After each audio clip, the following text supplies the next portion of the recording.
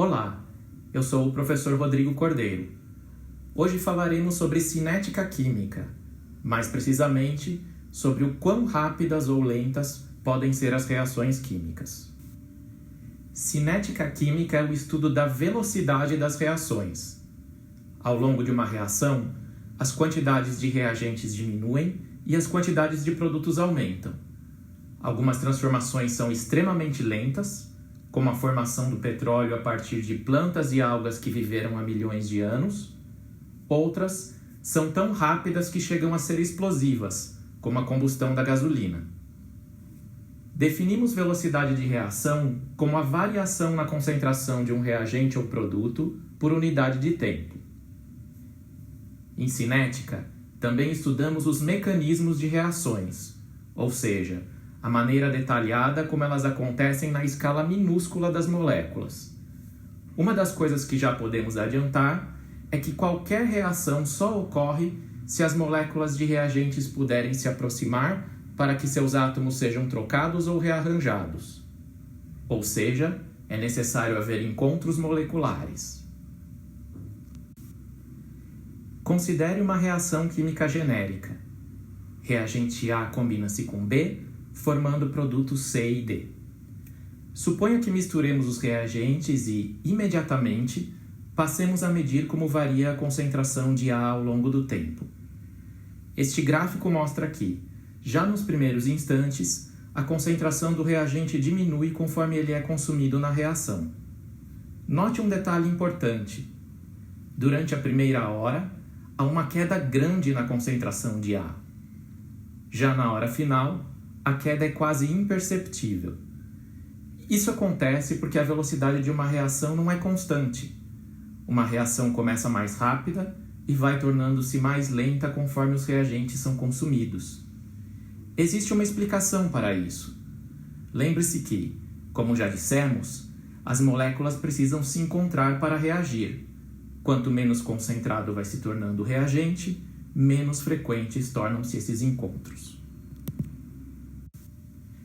Matematicamente, podemos expressar a velocidade de reação como a variação da concentração de A por unidade de tempo, ou seja, V é igual a menos delta concentração de A dividido por ΔT. O sinal negativo indica que A está sendo consumido e não gerado na reação. Também podemos representar V com base na velocidade de geração de um dos produtos.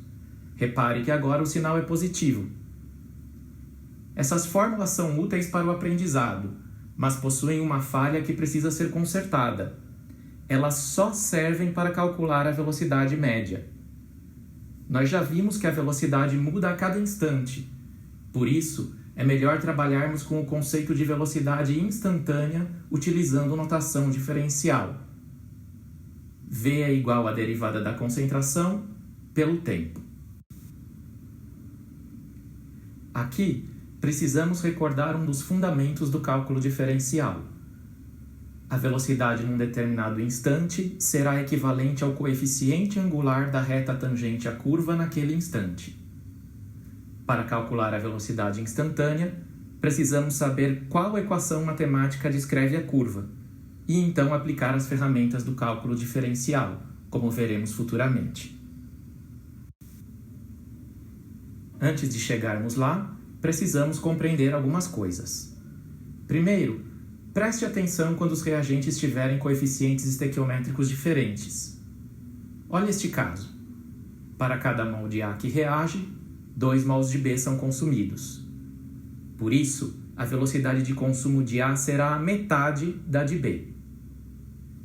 Da mesma forma, para cada mol de A que reage, 3 mols de C são gerados.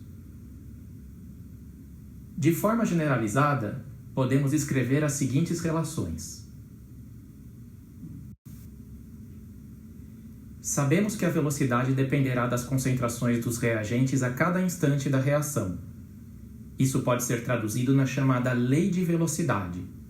A velocidade é igual a uma constante k multiplicada pelas concentrações dos reagentes, cada qual elevada a um expoente. Vamos entender melhor essa equação. K minúsculo é a constante de velocidade. Quanto maior for K, mais rápida será a reação. Cada reação possui um valor específico de K, que pode ser encontrado em tabelas.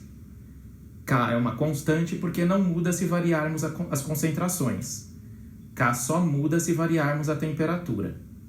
Veremos futuramente que ao aumentarmos a temperatura, K aumenta também e a reação torna-se mais rápida. Os expoentes M e N são as ordens de reação. Eles indicam o quanto a velocidade é afetada pelas concentrações de cada reagente. Com frequência, esses expoentes são números inteiros positivos, mas também podem ser números negativos, frações ou zero. Apenas em alguns casos particulares, os expoentes terão os mesmos valores dos coeficientes estequiométricos. Para efeitos práticos, podemos considerar M e N como dados empíricos, que devem ser determinados a partir de medidas experimentais no laboratório. Eis como podemos descobrir os valores dos expoentes. No primeiro experimento, misturamos concentrações conhecidas de A e B e medimos a velocidade instantânea bem no início da reação. No segundo experimento, repetimos a reação com a mesma concentração de B, mas dobrando a concentração de A. O que acontece com a velocidade inicial? Se a velocidade também dobrar, significa que M é igual a 1 e a reação é de primeira ordem em relação a A. Porém, se a velocidade quadruplicar, então M é igual a 2 e a reação é de segunda ordem em relação a A. Um último exemplo. Se a velocidade não mudar, a reação é de ordem zero em relação a A. Podemos seguir esse raciocínio indefinidamente para outras ordens de reação. Agora, estamos prontos para desenvolver as equações matemáticas que descrevem como as concentrações variam ao longo do tempo. Considere a seguinte reação. A se decompõe em B e C. Já vimos que podemos expressar de duas maneiras diferentes a velocidade desta reação: a forma diferencial e a equação de velocidade. Vamos imaginar que a reação seja de primeira ordem, então M igual a 1. Se combinarmos as duas formas, podemos obter uma equação que descreve como a concentração de A varia com o tempo, a chamada lei de velocidade integrada. Igualando as duas expressões, obtemos uma equação diferencial. Resolver essa equação significa encontrar a função matemática para a concentração de A em função do tempo. A equação diferencial já nos dá uma pista importante. Ela diz que a derivada desta função é igual à própria função multiplicada por uma constante. Você se lembra qual função matemática é essa? Você acertou se respondeu à função exponencial. Portanto, a concentração de A é igual a uma constante a zero vezes a exponencial de menos kt. Pause o vídeo e calcule a derivada desta função. Você comprovará que o resultado é ela própria multiplicada por k, como requer a equação diferencial de onde partimos. Mas o que significa a constante a zero nessa expressão? Ela significa a concentração inicial de A no instante t igual a zero. Para demonstrar isso, substitua t igual a zero na equação. Você verá que o termo exponencial será cancelado e o resultado será a zero. Graficamente, a função exponencial assemelha-se bastante à curva de concentração versus tempo que vimos anteriormente. Podemos linearizar a equação exponencial, ou seja, transformá-la numa equação de reta que é mais fácil de construir. Para isso, calculamos o logaritmo natural de ambos os membros. Aplicaremos duas propriedades do logaritmo.